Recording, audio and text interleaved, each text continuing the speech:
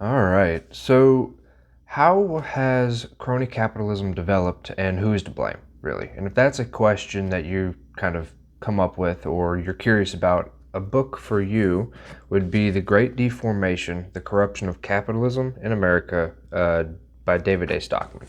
Here's kind of the front cover of it, right? And as you can tell, it's kind of beefy. It's like 718 pages, right? So it's a bit of a read for sure. I've heard it referred to as a boat anchor, which is pretty accurate because it can stop a door all right. But either ways, so who is David A. Stockman? For a little bit of context, he is, or was, I should say, the budget director for Reagan, and that was in 1981. And then before that, he was a Michigan congressman. I'm assuming starting in 1976, from what I could tell. And then he joined Solomon Brothers in 1985 and became an early partner in what was called the Blackstone Group, basically a private equity investor, from what I can tell. Right? But the book itself was published in 2013, just for kind of context, and it had an interesting. I always like to talk about the sources for nonfiction books because I like to, because yes, this is a novel, and so you're thinking this is Stockman's take on everything that happened that he dealt with and that sort of thing, right? From his perspective, right? Whether from history, whatever. But so I also like to talk about sources so you can see, okay, what did he use to kind of synthesize his own information and that sort of thing. And he didn't have a, I guess like a formal source list like you would see formatting for like scientific writing, which isn't necessarily a bad thing because he still has extensive uses of sources. It's just kind of used in more of a paragraph format to where it's a few pages and all the books and such are italicized and that sort of thing. And he does explain, like it seems like why he uses sources and that sort of thing. So he goes a little bit more in depth than rather just having a source list itself. But I always like to talk about that beforehand just to get that out of the way because, it's like, consider the source is always a question you should ask for any type of information, right? So what is the book itself about, right? And so the title, like I said in the beginning, explains it really well, as they typically do.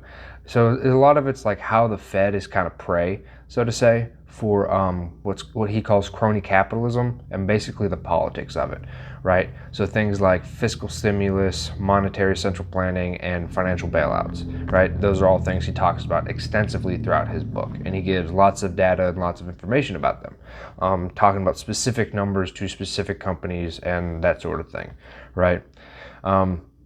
He also one thing I liked about how he wrote it was normally when you read something like this, it can seem very partisan or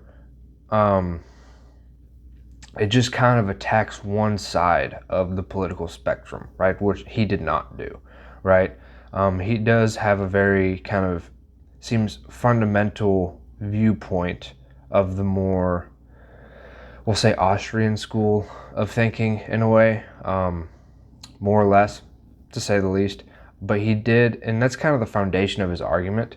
And he basically attacks the other, not schools of economic thought, but specifically we'll go with the political spectrum. He attacks both left and right wing kind of ideas, right? And he chastises like FDR, Nixon, Bush, Obama, and then Greenspan and Bernanke, to throw in some Fed governors in there.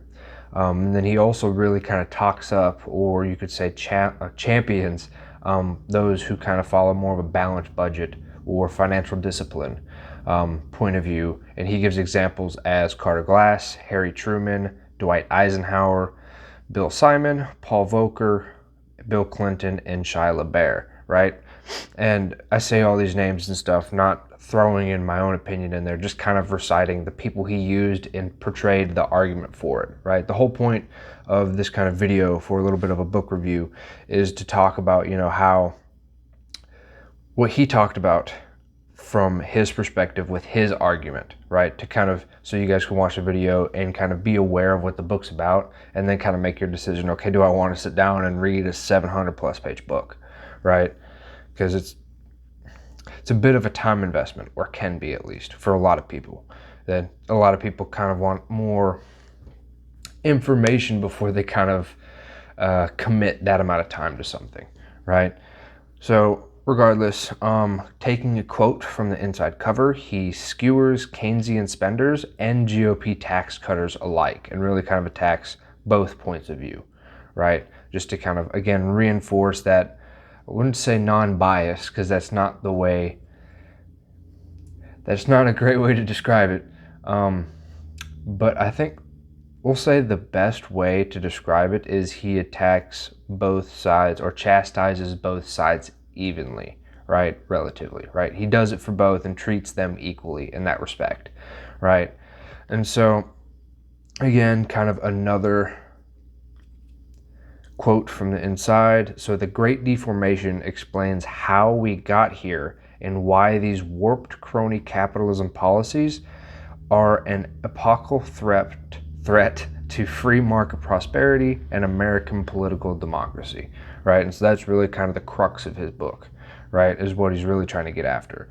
And that's, again, like why you should read the book, is it really explains how crony capitalism, as he defines it, shaped our kind of current fiscal and financial situation as a country in a way that attacks both parties, right? Again, it's not very partisan or anything at all, right?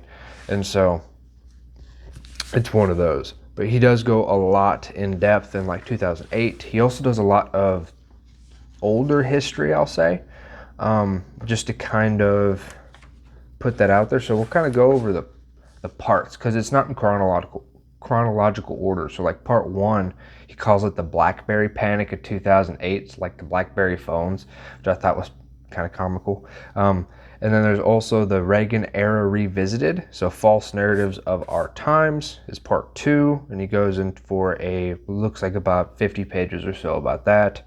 Then the New Deal legends and the twilight of sound money, really going back into the early 1900s, or I guess mid to early 1900s in there, and going over that development, like with gold, and how the financial situation really changed for the country during the New Deal and that sort of thing. Then he calls the age of bubble finance, really getting into more the Greenspan era and that sort of thing. Talks about LBOs, leveraged buyouts and sort of thing. Then Sundown in America, the end of free markets and democracy is his concluding part, and goes a lot into, we see Obama's green energy, the end of free markets, Bernanke, and things like that, right? Just to kind of superficially go over the parts of the book, right? Just to kind of put that out there so you guys, again, can see a little bit more in depth of what exactly he's going on about, right? Because again, 700 something pages, it can be a decent investment for some people. And so just to kind of know beforehand what's really in there a little bit more in depth can sometimes help help people make the decision to actually read something like this, right? And with that being said, if you do decide to read it, which is, the whole point of basically all the videos I do, is taking information from either books or articles or research papers or whatever that I find and I think are interesting, and then I make videos about them like as I'm learning, so to say, and then basically put them out there with links so that you guys can find it, whether it be a PDF form or whatever I happen to find, really, so that you guys can read it yourselves and discuss it in the comments below and actually try to gain a deeper understanding in these sort of topics so that we can use that information to the best of our benefit, we'll say, right? That being said, I will put cards up for 3 other book reviews that I've done over similar topics, which would be, I did The Origins of the Federal Reserve by Murray and Rothbard. Not too long of a book, if I remember correctly. Maybe, I wouldn't even say 200 pages without it being in front of me.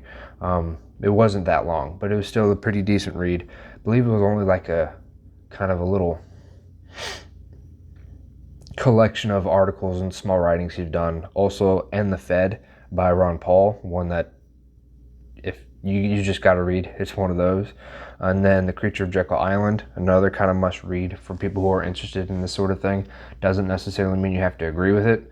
It just means you have to be aware of the argument that it puts forth, right? That's really the argument itself is rather fundamental in an understanding of the Federal Reserve and its history to begin with, at least in my opinion. Now, regardless of the fact if you agree with that or not, or whatever, it's still something to be aware of, to actually have I'll say, a decent,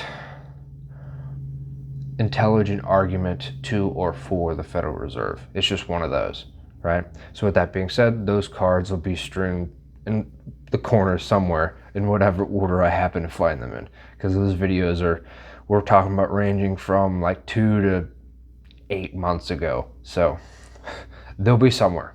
But anyways, hope to see you guys in one of those.